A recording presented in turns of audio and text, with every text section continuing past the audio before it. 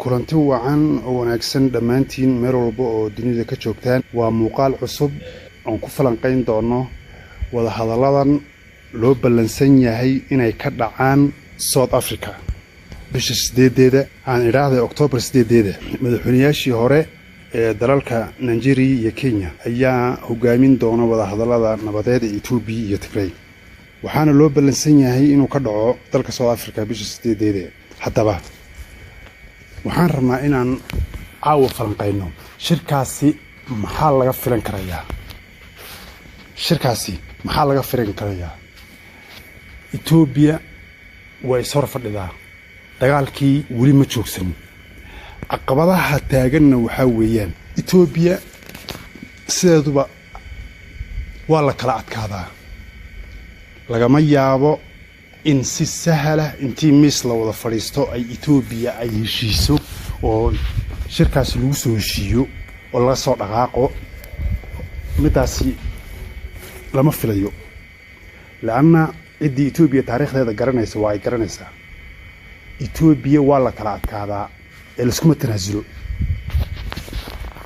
haddaba saddex caqabadood baa yaan filayaa in shirkaasi waliba dadka fikirkooda aad ugu badan yihiin in shirkaasi waxa weeyaan uriyaamin doono haddaba saddexdaas qodob intaana saddexdaas qodob inaa u gudbin aan dib u jaleecno shuruudihii TPLF aan ku bilowno sawada ogsoonadeen ba TPLF waxay shuruudo miiska ay rabtaa inay soo saarto oo u qoran oo mar horeba bayaamisay in ciidanka Tigray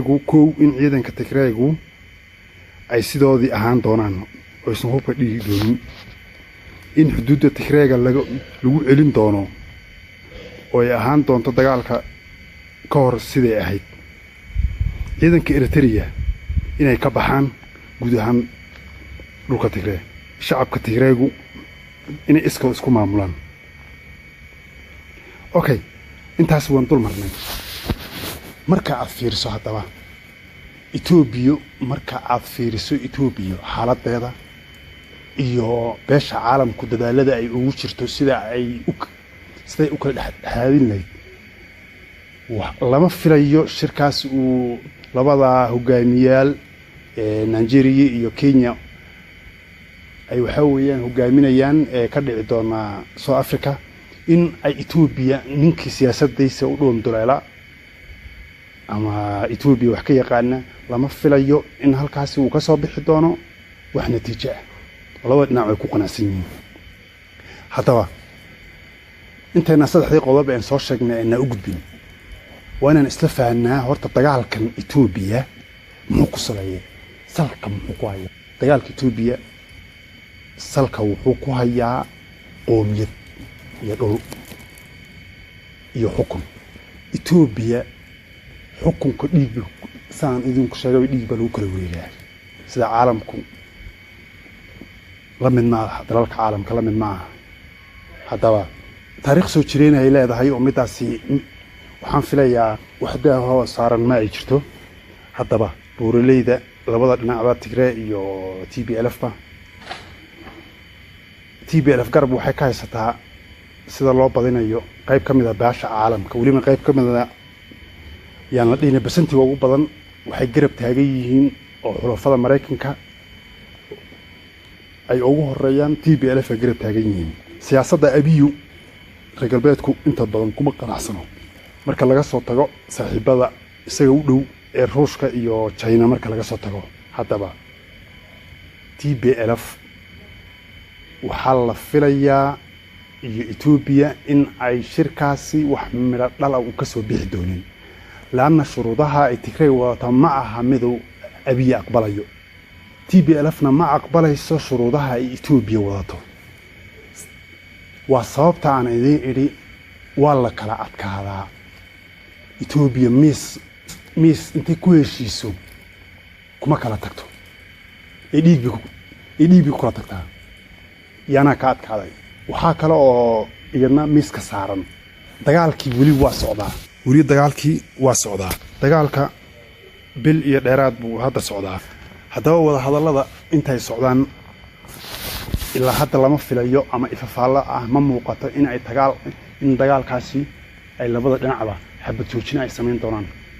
lama filayo sababtoo ah Itoobiya labadeeda dhinacba ee dagaalaysa way og yihiin in shirkaasi uu wax midho dhal ah uu soo kordhin. haddaba Tigray haddaan xagga Tigray eegno, Tigray horta nolol xun bay ku jiraan. shacabkooda nolol xun buu ku jiraa, go'doon xun baa haysta. waxay u baahan yihiin inay neefsadaan bay u baahan yihiin. abiyu dhinac walba waa ka soo xidhay muddo 2 sano ah, aan idhaahdo 3 sano iyo dhuunta qabtay. Tigray waa baahan yahay. dagaalkanna Tigray dan uma ah. dagaalka soo jiitamaya ee in badan jiitamaya hadda Tigray dan uma ah marka la fiiriyo dhanka Tigray.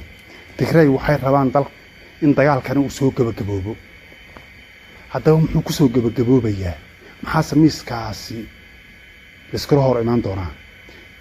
labada dhinac saa in soo sheegin way og yihiin inuu shirkaan natiijo ka soo baxayn. midowga Afrika in ay labada dhinacba ay shuruudahooda maqashiyaan bay rabaan. mana muuqato ifafaalo labadooduba ay ku heshiin karaan. marka aan eegno dhinac walbaba shuruudaha ee uu rabo inuu miiskaa geysto, marka aad fiiriso waxaa kuu soo baxaysa in labadan dhinacba aysan wax natiijo ah midowga Afrika ay iska gaari doonin. ma laga yaabaa in qaar ka mid ah idinkana dhageysanaya inaad ku fikiraysaan ama fikradiinuba ay tahay in Itoobiya iyo Tigray dib u mudoobi doonaan? horta Itoobiya waa kala dhamaatay. Tigray iyo Itoobiya waa kala dhamaadeen. hadda Tigray sida la filayo waxay rabaan inay ku dhawaaqaan gooni u goosad. mana jiro Itoobiya ama Amaara oo dhahaan dawlad Itoobiyan wada ahaan doonaa. aqliga fiyo midaasi ma qabo. waa la og yahay inaysan Tigray iyo Itoobiya aysan dib u midoobi doonin. saamaynta Eritrea haddaan dhanka Eritrea eegno, Eritrea waa dal olla ah. qowmiyadan ay isku isirtirsadaan ee la yiraahdo Tigray. cadaawad buu u qabaa. Tigray oo hogaaminaysa Itoobiya oo idil waa kuwii Eritrea dagaal ku qaaday. dagaalkaasi markii uu istaagay Eritrea goosatay, wixii ka dambeeyay Tigray wuxuu cunaqabatayn saaray oo soo xidhay siyaasad furqi iyo Eritrea. wuxuu ka dhigay wadan go'doon ah. beesha caalamku aysan la tacaamulaynin buu ka dhigay. haddaba siyaasad furqi mar rabo in ay Tigray Itoobiya dib ugu soo laabtaan. Itoobiya ay dib ugu soo laabtaan. fursadda uu haysto waxaa weeyaan in Itoobiya saxada siyaasadda uu ka saaro. in saamaynta xagga Tigray ee ka siyaasad ka dagaal ee ugu imaan doono inuu ka taxadiro rabaa. in fursaddan uu ku haysto uusan dayicin rabaa. kalsooni darrada taagan labada dhinacba.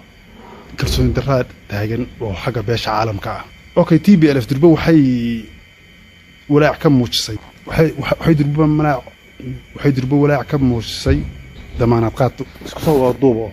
shirkaasi ay labada hogaamiye ee hore ee Eritrea han iraahdo Kenya, labada hogaamiye shirka ay hogaaminayaan labada hogaamiye ee hore ee Nigeria iyo Kenya. lama filayo in ay noqon doonaan heshiis midho dhal ah noqon doono. beesha caalamkuna ay ku qanci doonto, labada Itoobiyana ay ku qanci doonaan. dagaalku wali waa socdaa. natiijada dagaalkan oo soo gabagabowdo oo natiijo dhalana Tigray waa rabaa hadda. oo Tigray uu baahan yahay oo dhaqaale ma haysto, macluul badan baa ka jirta. Itoobiya fursad waxay ku haysataa go'doonkan ay gelisay iyo dagaalkan ay ku hayso in ay shuruudaha Tigray inay qaar ka mid ah ay laash yarab. adiga isku soo wado duubo hadalkii aan ku dheeraynin. dagaalkaasi wali waa u socdaa. shirkaas waxaa kama soo bixi doono. sidaan la wada soconana beesha caalamku ilaa hadda maysan ka go'aan gaarin dalka la yiraahdo Eritrea. oo qaynuunka caalamku wuxuu ka qabo in dal kaleeta uu soo weeraro ama dal kaleeta qoomiyad isaga ka mid ah uu soo kaxaysto ama su'aal in iska weydiiyo Eritrea asbaabta ay dagaalku ugu jirto waa dal dhexdii weeye ama waxay dhan civil war oo dal gudihiisa ah asbaabta ay dagaalka u soo gashay ee ciidankeedu uu dagaalku ugu jiro ilaa hadda beesha caalamku way cambaareeyaan laakiin talaabo toos ah ay ka qaadeen ma ay jirto oo badi dadkiisu ka wada dhigay waxay yada askar buu ka wada dhigtay marka ninka noocaasa Eritrea dadkiisu waxa weeyaan shacabka ugu badan ee qaxootiga kala badh qaxootiga caalamka hadda ee galbeedka ay aad uga calaacalaan ama qaxootiga ugu badan ee Afrika 50 markii la yiraahdo iyaga weeye konton waa iyaga asbaabtaana wax kale ma ah waxa weeyaan waa kaliitaliyaha haysta halkaas Tigray